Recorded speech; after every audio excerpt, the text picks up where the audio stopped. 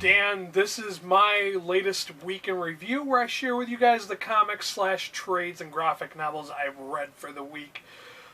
I don't know that I'm going to be able to get to as many books as I hope to, but I figure this week in review is probably going to be around 10 books. I usually, on average, read about 10 books a week. Well, anyways, this is the first book I've read of the week. It is Jonah Hex, Face Full of Violence, and this is volume 1. This is a newer volume. It is from 2006. And I have to say, if somebody came up to me and says, hey, would you be able to recommend me a good Western comic? And I would have to say that this one would have to be it. I have to admit, I don't usually read Westerns all that much. But if I was a fan of the Western genre, I'd have to say that this book is where it's at. It has just the right element of, gunslingers and, the dastardly people you would meet in the old Wild West and confrontations, So I thought it was kind of interesting, the whole judge, jury, and executioner type thing with the gallows and, people being hung for doing petty shit. So I thought it was really interesting, and I did rate this one 4 out of 5 stars on Goodreads. Like I said, I don't usually read a lot of Westerns, but I would highly recommend this one if you're a fan of Westerns or if you just want to check it out just to see something different. Okay, up next we have X-Men Firestar. If you're not familiar with who Firestar is, she was one of Spider-Man and his amazing friends. It was a cartoon from the 80s, and I think she was a character that was created for that show. Well, anyways, they made a book about her origin, and it was basically 4 issues that they broke down into this little mini book. And I don't understand why it says she's an X-Man, because this whole time she's just basically under the tutelage of Emma Frost, who is the White Queen for the Hellions, or the Hellfire Club, I think they're called. So she was never really an X-Man, and there are X-Men in this, but I just thought this was just okay. It's not that spectacular, and I only rated this 3 out of 5 stars. Okay, real quick, I got 2 books to share with you. They're both Image books. The first one is The Autumnlands Tooth and Claw, Volume 1. Now, this book takes place in a world, I'm not sure if it's another dimension or if it really is the future. And there are no humans in this world. They're all like humanoid type animals. So it's really kind of strange, and it is a fantasy, like sword and sorcery type comic where it does feature these, animals who they master magic, and they're trying to find the quote-unquote great champion, and they're trying to fix their world by summoning the great champion who is supposed to be from their past. So I have to admit, the whole talking animal thing was really kind of strange. I can't find it easy to get into talking animal books. I will admit that this did turn out to be better than I anticipated, and I did rate this 4 out of 5 stars. If you are into fantasy, I would say that this is definitely one you should be reading, because it was interesting, and I wouldn't mind picking up Volume 2 of this if it's out yet and reading it, because I thought it was decent. After that, I read Rasputin, The Road to the Winter Palace, Volume 1. And yes, this is about Grigory Rasputin, the guy from the early 1900s in Russia. He has, amazing powers and abilities, and he's basically a legendary historical figure. So this story was kind of interesting. It shows his origins, and it goes into how he managed to, become somebody important to the Tsar and the royal family of Russia. Very minimal dialogue, but it has some beautiful artwork. So it was a very fast-paced story. I read this, really quickly, and I don't usually read these graphic novels that quickly, but I probably read this in about a half an hour, 45 minutes.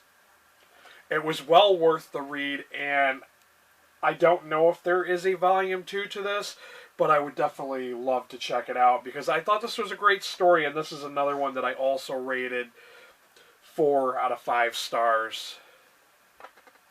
Okay, up next we have Batman Eternal Volume 3. This is the conclusion to the Batman Eternal, and I'm kind of glad that they finally got around to explaining why it was called Batman Eternal, and they kind of summed it all up towards the end when they revealed who was causing all the problems for Batman. And I have to agree with a couple of other people that this story was way too much drawn out. This is something they could have summed up in one volume that was this big. I mean, this story just went on and on and on unnecessarily. And yes, I love Scott Snyder's writing, and I actually like this drawing style, but it just made for such a tedious read. I mean, Batman has to track down all of his rogues gallery and ask him, dude, are you fucking with me? Are you the one that's behind this? No, you don't do that. Oh my god, it was such a drawn-out read. I do have to admit, I only rated this one 3 out of 5 stars just for that reason. Because it was so drawn out, and then when they finally ended it, I was like, really, dude? That's your ending? It was so disappointing. And that's all I'm going to say about it. I don't want to tell anybody who has not read this. I don't want to spoil it, so let's move on to the next book. After that, I read Penny Dora and the Wishing Box. This is a Image comic, and this one is intended for juvenile readers. I'm assuming, and I'm going to say I'm going to recommend this for readers 10 and up. It's kind of like a retelling of The Monkey's Paw. If you've never read that, it's basically a story about this girl who gets a box for Christmas. She doesn't know who gave it to her, but the box has this ability when it's open to grant wishes of any kind. And she has a bunch of wishes. She's really creeped out by the box because she doesn't know where it came from. She gives it to her friend, and her friend, of course, can't resist temptation. So insanity ensues. I thought this was really enjoyable. This is pretty darn good for being a kid's story. And I did rate this one 4 out of 5 stars.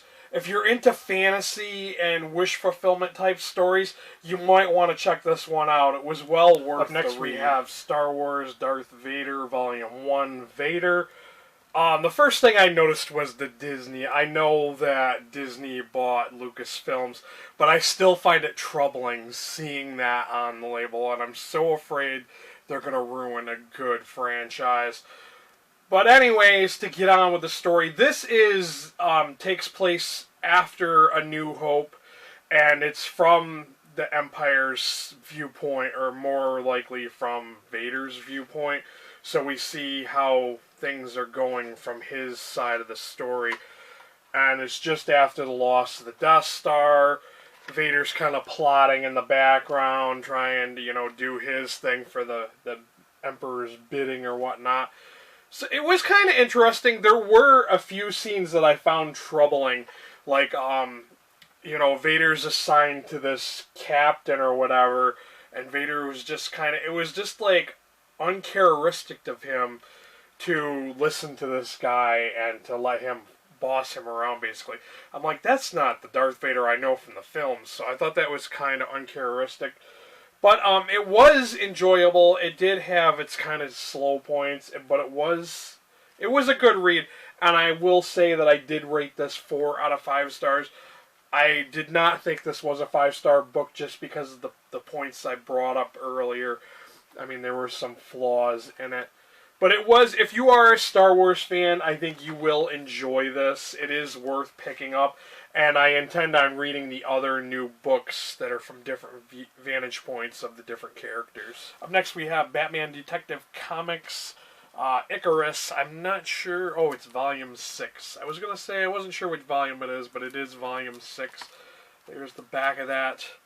Of course, this one is about the drug trade. There's this mysterious drug going around Gotham. It's called Icarus. and it has the ability to make the users of it not only like get high, but they like kind of glow and catch on fire. It's kind of weird. But yeah, so this is mainly just Batman trying to track down this drug gang, and there's, you know, slavery going on with it too, like kids being enslaved from China. And Batman gets down to the bottom of it. So it was really just okay. I have to admit, I only rated this one 3 out of 5 stars. It wasn't that exciting. So, I mean, I haven't read too many of these detective comics, but it was okay. Okay, this is where I'm going to end my week in review, and I'm going to end it with The Unbeatable Squirrel Girl, Volume 2, Squirrel You Know It's True. Yes, they used a cheesy pop song to title this very bad, horrible book. And the most I could say about this book is this is beyond stupid. I hate using phrases like retarded and all that other stuff, but basically that's what this book amounts to.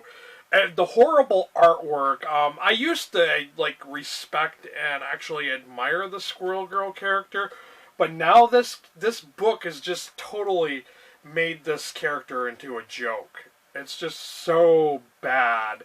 I endured and pushed through it, and I have to say I only rated this 1 out of 5 stars.